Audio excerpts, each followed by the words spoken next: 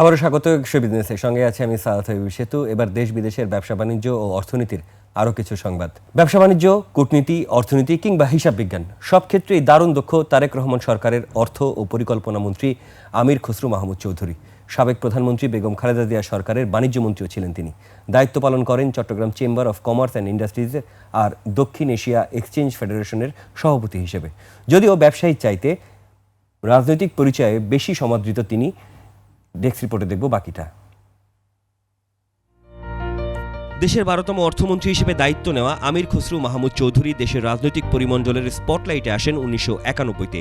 সাবেক প্রধানমন্ত্রী বেগম খালেদা জিয়ার ছেড়ে দেওয়া চট্টগ্রাম ৮ আসনে উপনির্বাচনে জয়লাভ করে প্রথম সংসদে তার অভিষেক। এরপরই এই একই আসন থেকে বিএনপির প্রার্থী হিসেবে ফেব্রুয়ারি 1996, জুন 1996 এবং 2001 সালের অষ্টম জাতীয় সংসদ নির্বাচনে জয়লাভ করেন তিনি। 2001 থেকে 2004 পর্যন্ত বাণিজ্য মন্ত্রণালয়ের পূর্ণ দায়িত্ব পালন করেন। অন্যদিকে দলের ভেতরেও জনপ্রিয়তা আর নিবেদন তাকে রাজনৈতিকভাবে শক্তিশালী করেছে। তিনি বিএনপির সর্বোচ্চ নীতি নির্ধারণী স্থায়ী কমিটির সদস্য। খেলাপি ঋণে জর্জরিত আর্থিক খাত আর দেশি বিদেশি বিনিয়োগ করার বাস্তবতায় অর্থনীতির নীতি গতিপথ নিয়ে নানান আলোচনার মাঝে মিস্টার খসরু ব্যবসায় অনেক বেশি আইনি শর্তের বিপক্ষে, বরং সুশাসনে বাড়তি নজর চান তিনি। বন্দরনগরীর 70 ব্যবসায়ীকে নিয়ে 1995-তে চট্টগ্রাম স্টক এক্সচেঞ্জ প্রতিষ্ঠা করেন এবং চেয়ারম্যান হিসেবে দায়িত্ব নেন। 1988 থেকে 1991 দুই মেয়াদে ছিলেন Chattogram chamber of commerce and ইন্ডাস্ট্রিজের সভাপতি। 2000 সালে দক্ষিণ এশিয়া এক্সচেঞ্জ ফেডারেশনের প্রতিষ্ঠাতা এবং প্রথম সভাপতি হিসেবে দায়িত্ব পালন করেন। এছাড়া তিনি চট্টগ্রামে দক্ষিণ কোরিয়ার অনারারি কনসাল, সোনালী ব্যাংকের ভারপ্রাপ্ত চেয়ারম্যান, জাতীয় রাজস্ব বোর্ড ও বাংলাদেশ শিল্প বিভাগের উপদেষ্টা কমিটির সদস্য হিসেবে দায়িত্ব পালন করেন। বৈশ্বিক রাজনীতি আর অর্থনীতিতে নানা মেরুকরণে যখন দেশে দেশে মুক্ত বাণিজ্য ও বিনিয়োগ চুক্তির আলাপ, তখন আমির খসরু হাঁটতে চান অর্থনৈতিক কূটনীতিতে, যে কারণে তিনি ব্যবসায়ী ও বিশ্লেষক মহলেও জনপ্রিয়। 76 বছর বয়সী এই অভিজ্ঞ রাজনৈতিক সবার কাছে পরিচিত খসরু ভাই নামে।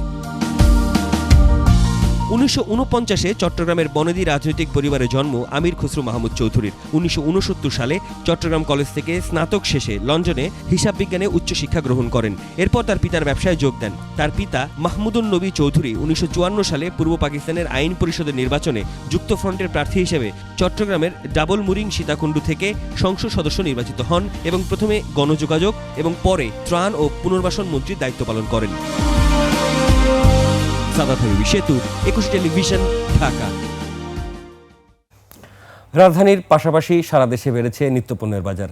চাল থেকে শুরু করে ডাল, তেল ও মাছ মাংস সবই এখন সাধারণ মানুষের নাগালের বাইরে। বাজার নিয়ন্ত্রণে প্রশাসনের কঠোর নজরদারির দাবি করছেন ক্রেতারা। প্রতিনিধিদের তথ্য ছবিতে ডেস্ক রিপোর্ট। শুরু হচ্ছে পবিত্র মাহে রমজান, অথচ আগেই উত্তরের প্রধান বাণিজ্য কেন্দ্র রংপুরের সিটি বাজার সহ বিভিন্ন মোকামে পণ্যের দামে আগুন। সবচেয়ে বেশি বেড়েছে আতপ চালের দাম। বস্তাপতি বেড়েছে 800 থেকে 1000 টাকা। চালের বাজারে এই অস্থিরতা ছাড়িয়েছে মোটা ও চিকেন চালেও। কেজিতে বেড়েছে 4 থেকে 6 টাকা। এদিকে ইফতারের অপরিহার্য অনুষঙ্গ বেগুনের দাম 1 লাফে 50 টাকা থেকে বেড়ে ঠেকেছে 80 থেকে 100 টাকায়। কাঁচামরিচের কেজি 150 টাকা ছাড়িয়েছে। শসা, ফুলকপি কিংবা লেবুর দাম বেড়েছে প্রায় 3 গুণ। মাছ আর মুরগির বাজারেও নেই স্বস্তি। 160 টাকার ব্রয়লার এখন 200 আর 250 টাকার কক মুরগি বিক্রি হচ্ছে 330 টাকায়। ভোজ্য তেল লিটারে বেড়েছে 50 থেকে 70 টাকা। ব্যবসায়ীরা এই অস্বাভাবিক মূল্য বৃদ্ধির জন্য দুষছেন অদৃশ্য সিন্ডিকেটকে। রমজানের শুরুতেই নিত্যপণ্যের মূল্য অস্বাভাবিক বৃদ্ধির বিষয়টিতে ক্ষুব্ধ প্রতিক্রিয়া জানিয়েছে ক্রেতারা। এদিকে ফরিদপুর জেলার বিভিন্ন বাজারে নিত্যপণ্যের দামে ঊর্ধ্বগতি। মুদি বাজারে চিনিসহ কিছু পণ্যের দাম বেড়েছে। এ জেলার বাজারগুলোতে বেগুন কেজি প্রতি 60 থেকে 80, পেঁপে 40, করলা 140, টমেটো 40 এবং লেবু হালি প্রতি 60 টাকায় বিক্রি হচ্ছে। লাউ 30 থেকে 50, মিষ্টি কুমড়া 40, ফুলকপি 40 ও বাঁধাকপি 20 টাকায় বিক্রি হচ্ছে। এছাড়া পেঁয়াজ কেজি প্রতি 60, রসুন 100, ছোলা 80, মসুরের ডাল 140, মুগ ডাল 170 টাকায় মিলছে। নিত্যপণ্যের এই লাগামহীন অবস্থা থামাতে প্রশাসনের কঠোর বাজার মনিটরিং এখন সময়ের দাবি। ইউসুফ হাসান নাইম, 21 টেলিভিশন। এবার এশিয়ার প্রধান প্রধান শেয়ার বাজারের খবর। সূচকের মিশ্র প্রবণতা দেখা যাচ্ছে এশিয়ার বেশিরভাগ পুঁজিবাজারে। জাপানের শেয়ার বাজার নিকির সূচক 691 পয়েন্ট বেড়ে দাঁড়িয়েছে 57,275 পয়েন্টে। বেড়েছে হংকংয়ের শেয়ার বাজার হাংসাংয়ের সূচক 138 পয়েন্ট বেড়ে অবস্থান করছে 26,705 পয়েন্টে। বেড়েছে সিঙ্গাপুরের এসটিআই সূচক, এটি 0.80 পয়েন্ট বেড়ে অবস্থান করছে 4,938 পয়েন্টে।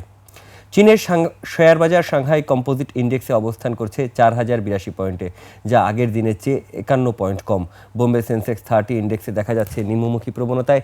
সেন্সেক্সের সূচক 84 পয়েন্ট কমে অবস্থান করছে 83,366 পয়েন্টে। বেড়েছে থাইল্যান্ডের থাই স্টক এক্সচেঞ্জের সূচক, এটি 5 পয়েন্ট বেড়ে অবস্থান করছে 1,464 পয়েন্টে। এখন জানিয়ে দিচ্ছি আন্তর্জাতিক বাজারে জ্বালানি তেলের মূল্য পরিস্থিতি। বিশ্ববাজারে জ্বালানি তেলের দাম বেড়েছে। এপ্রিল 2026 সরবরাহ চুক্তি ক্রুড অয়েল ব্রেন্ট ব্যারেল প্রতি বিক্রি হচ্ছে $67.57, যা আগের দিনের চেয়ে প্রতি ব্যারেলে $0.15 বেশি। আন্তর্জাতিক বাজারে গম, তুলা, চিনি ও সয়াবিন তেলের বাজার দর। বিশ্ববাজারে বেড়েছে গমের দাম। শিকাগো বোর্ড অফ ট্রেডে মে 2026 সরবরাহ চুক্তিতে প্রতি বুসেল গমের ভবিষ্যৎ মূল্য দাঁড়িয়েছে 546.50 সেন্ট, যা গত দিনের চেয়ে 4 সেন্ট বেশি। আন্তর্জাতিক বাজারে বেড়েছে তুলার দাম। মে 2026 সরবরাহ চুক্তি অনুযায়ী প্রতি পাউন্ড তুলার মূল্য দাঁড়িয়েছে 64.74 সেন্ট, যা গত দিনের চেয়ে 0.10 সেন্ট বেশি। বিশ্ববাজারে কমেছে চিনির দাম। মে 2026 সরবরাহ চুক্তি অনুযায়ী প্রতি পাউন্ড নাম্বার 11 চিনির মূল্য এখন 13.48 সেন্ট, যা আগের কর্মদিবসের চেয়ে 0.01 সেন্ট কম। বিশ্ববাজারে বেড়েছে সয়াবিন তেলের দাম।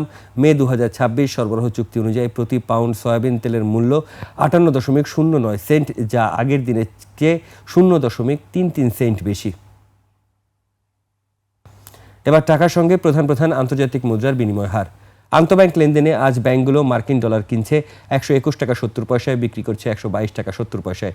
ব্রিটিশ পাউন্ড ক্রয় মূল্য 163 টাকা 41 পয়সা, বিক্রয় মূল্য 170 টাকা 56 পয়সা। ইউরোর ক্রয় মূল্য 143 টাকা 48 পয়সা, বিক্রি হচ্ছে 149 টাকা 58 পয়সায়। জাপানি ইয়েন ক্রয় হচ্ছে 75 পয়সায় আর বিক্রি হচ্ছে 84 পয়সায়।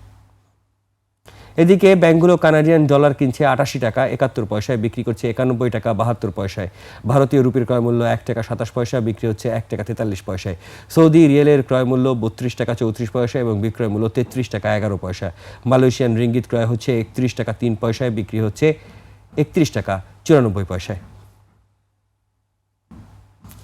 দর্শক, এর সঙ্গে শেষ করছি আজকে 21শে বিজনেস। আগামীকাল আবারও ফিরে আসবে 21শে বিজনেসের সব আয়োজন নিয়ে।